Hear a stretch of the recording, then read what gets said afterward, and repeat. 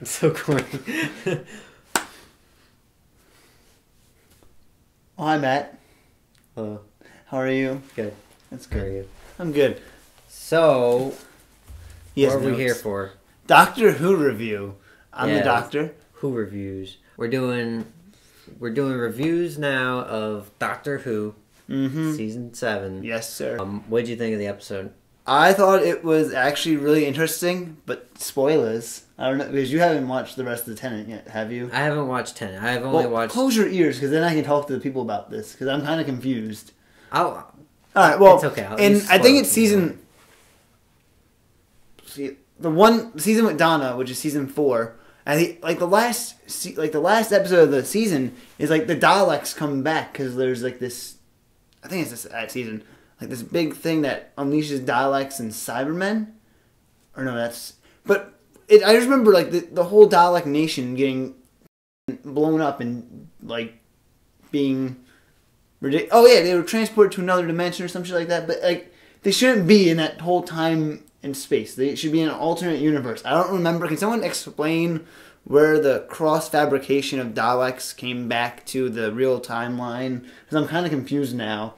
So I just watched Doctor Who in the last 2 weeks and then try to blend in everything into like the new season. Yeah, I mean, like, wasn't it like a couple of seasons ago, like, all of them were supposedly supposed to be wiped out? Yeah, and then the new form came. Yeah, the new form came. Yeah, which was season 5.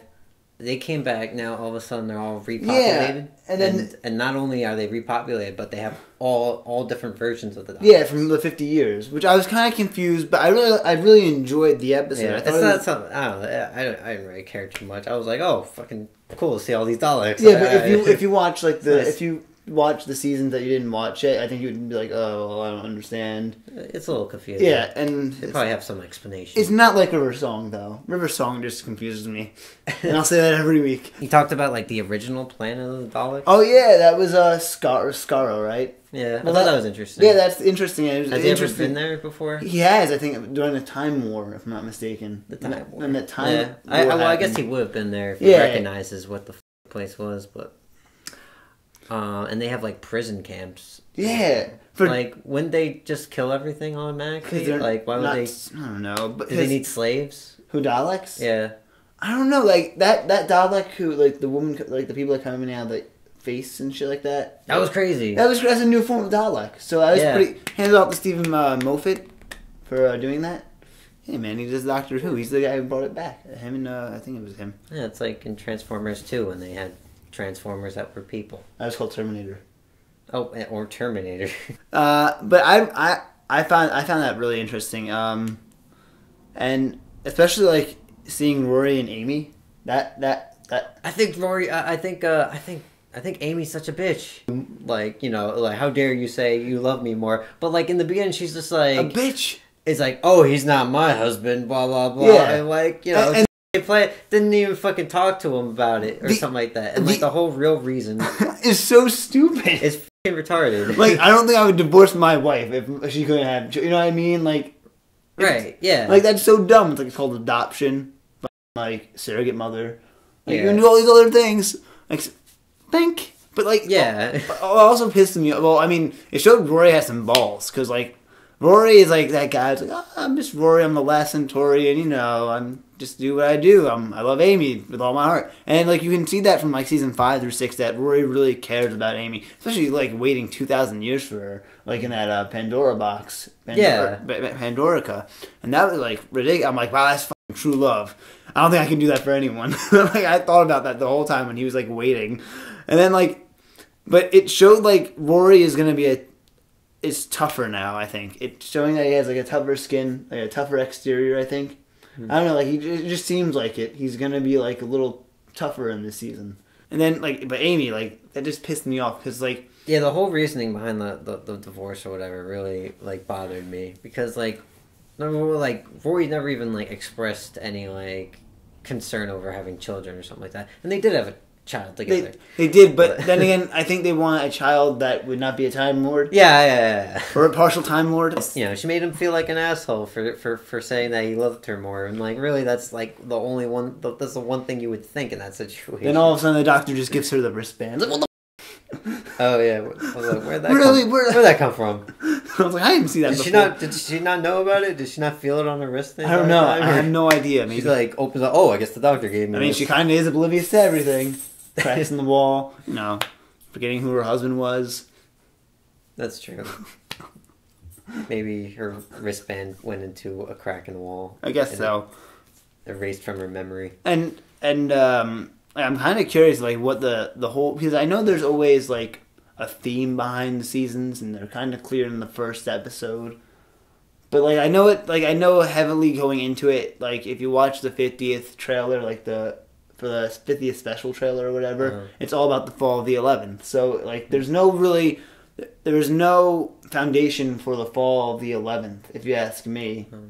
Well, they set up a foundation for something in this episode. Did I miss it?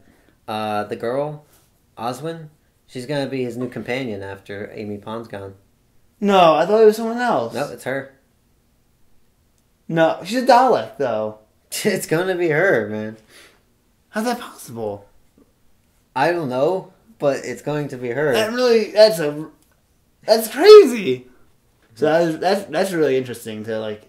I think it is interesting, and I did really like her as a character. Yeah, she was a pretty cool character. She was like really quirky and different and too, smart and different. Yeah, and but like the fact that she was a Dalek was a really interesting twist on it, and like that, like I was kind of hoping that she would go with the Doctor in the end of the episode and join him and stuff like that. Because I don't think so. It'd be a nice little dynamic with the Doctor hanging out with the Dalek. Dalek That's human.